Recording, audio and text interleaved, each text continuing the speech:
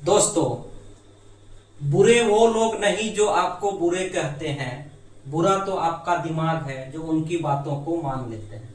तो चलिए शुरू करते हैं आज की वीडियो को। जैसे आप लोग देख पा रहे हैं, बोर्ड में लिखा हुआ है जीव एवं उनके परिवेश, ऑर्गेनिज्म एंड देयर सराउंडिंग्स। यहाँ सबसे पहले हम लोग देखेंगे कि आखिर सजीव किसको कहते हैं। सजीव को हम लोग यहाँ पे जानेंगे। तो जैसे हम लोग जानते आए हैं कि which can move, grow and feel, that is called living things. तो जो मूव करे, जो ग्रो करे, जो फील करे, यानी कि जो गति करता हो, जो वृद्धि करता हो और जिसमें उद्दीपन हो, उसे हम लोग सजीव कहते हैं। तो यहां हम लोग जान गए हैं कि सजीव किसको कहते हैं। अब सजीव के कुछ लक्षण के बारे में हम लोग जानते हैं। जैसे कि यहां लिखा हुआ है कि सजीव वृद्धि करते हैं। वृद्धि का अर्थ हुआ बड़ा होना, बड़ा होना।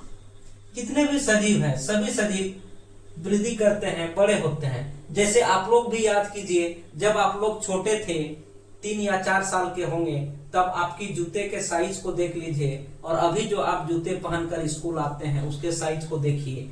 अभी के जूते की साइज आपको बड़ी मिलेगी। इसका कहने का मतलब यही है कि आप भी वृद्धि किए, आप भी बड़े हुए। दूसरा है गति, मूवमेंट। जितने भी सजीव हैं वो मूव करते हैं, गति करते हैं, एक जगह से दूसरे जगह जाते हैं। तीसरा है उद्दीपन।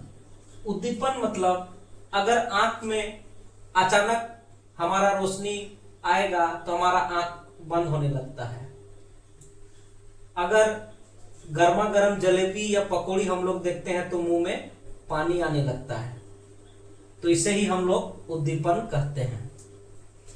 तीसरा, चौथा है श्वसन, रिस्पिरेशन। जितने भी सजीव हैं सारे सजीव सांस लेते हैं और श्वसन करते हैं। पांचवा है प्रजनन। जितने भी सजीव हैं अपना अस्तित्व को बनाए रखने के लिए प्रजनन करते हैं और अपने जैसा संतति को उत्पन्न करते हैं, इसे ही प्रजनन कहते हैं। उत्सर्जन।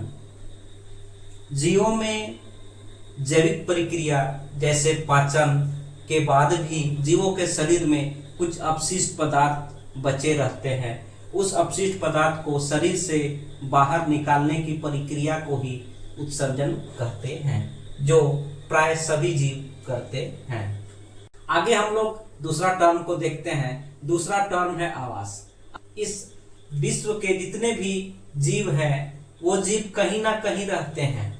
तो जीव अपने अस्तित्व को बनाए रखने के लिए और अपनी सुरक्षा को बनाए रखने के लिए जहाँ पे रहते हैं उस जगह को, उस स्थान को, उस जीव का आवास कहते हैं।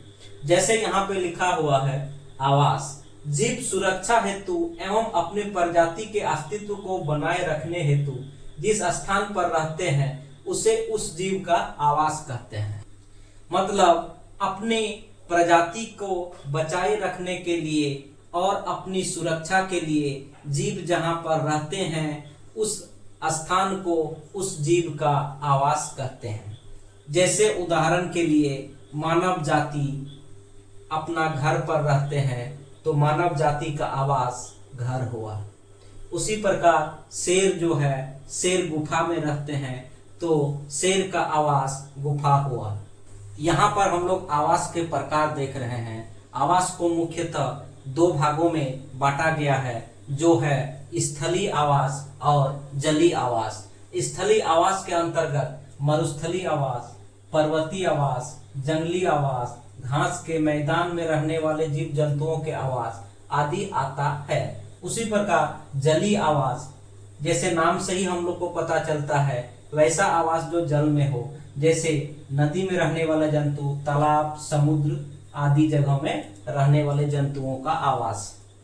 और आगे हम लोग देखेंगे आवास के घटक। आवास के मुख्यतः 2 घटक है, एक जैविक घटक और एक अजैविक घटक होते हैं। जैसे जैविक घटक के अंतर्गत आते हैं पेड़ पौधा, सूक्ष्म जीव, जंतु एवं अन्य जीव। उसी प्रकार अजैविक घटक के अंतर्गत आता है नदी, पर्वत, मिट्टी, गर्मी, जाड़ा, आर्द्रता आदि।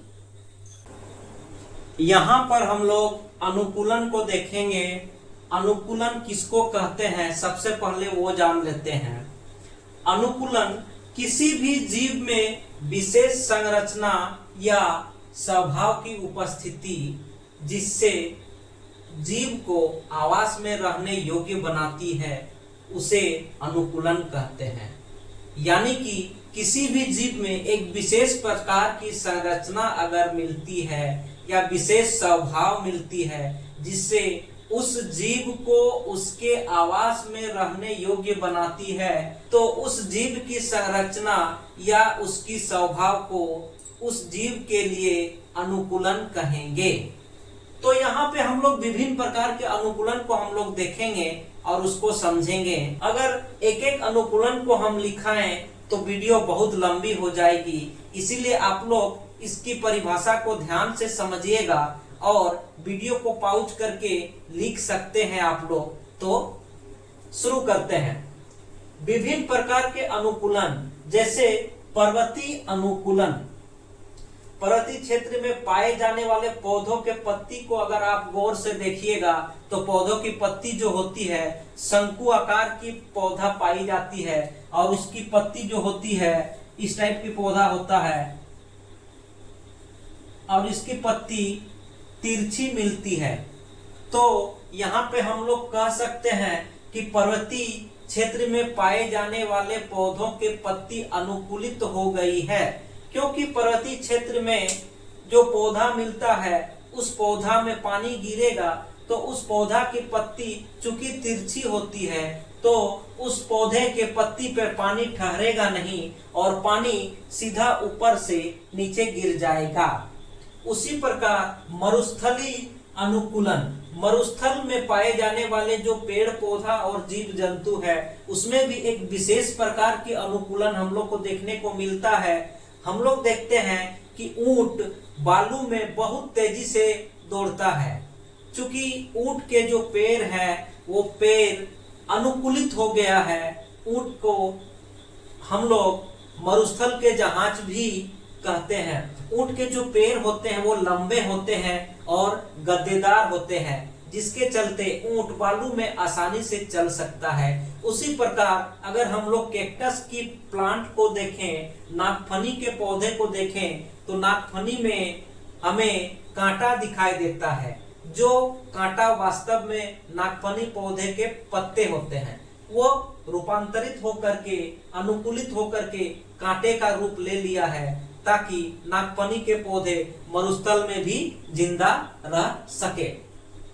उसी प्रकार घास के मैदान के जीवों के अनुकूलन में हम लोग देखते हैं, घास के मैदान में पाए जाने वाले जो जीव होते हैं उसमें भी कुछ अनुकूलन हम लोग देखते हैं। जैसे शेर का भूरा रंग, वो भी एक अनुकूलन है। शेर का भूरा रंग शेर को पर्यावरण में छुपने में मदद करती है। उसी तरह घास के मैदान में पाए जाने वाले जीव हिरन के पैर लंबे होते हैं और मजबूत होते हैं ताकि वो अपने आप को अन्य जानवर के शिकार से बचा सके। उसी प्रकार हम लोग जलीय अनुकूलन देखेंगे। जल में रहने वाले जीव जंतु में जो अनुकूलन हम लोग देखते हैं उसे जलीय अनुकूलन कहते हैं। जल में मछली की उदाहरण से समझते हैं कि मछली की शरीर इस तरह अनुकूलित हो गई है कि वह धारारेखी शरीर होती है, जिससे मछली को जल में तैरने में मदद मिलती है।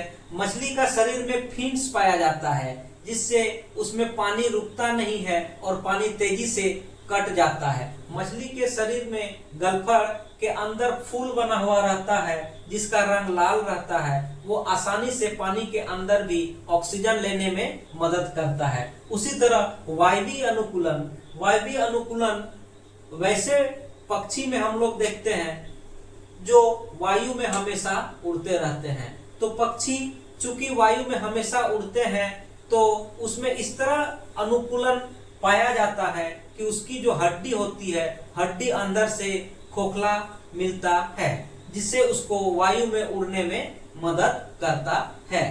तो यहाँ पे हम लोग विभिन्न प्रकार के अनुकूलन को देखें और अनुकूलन को समझें।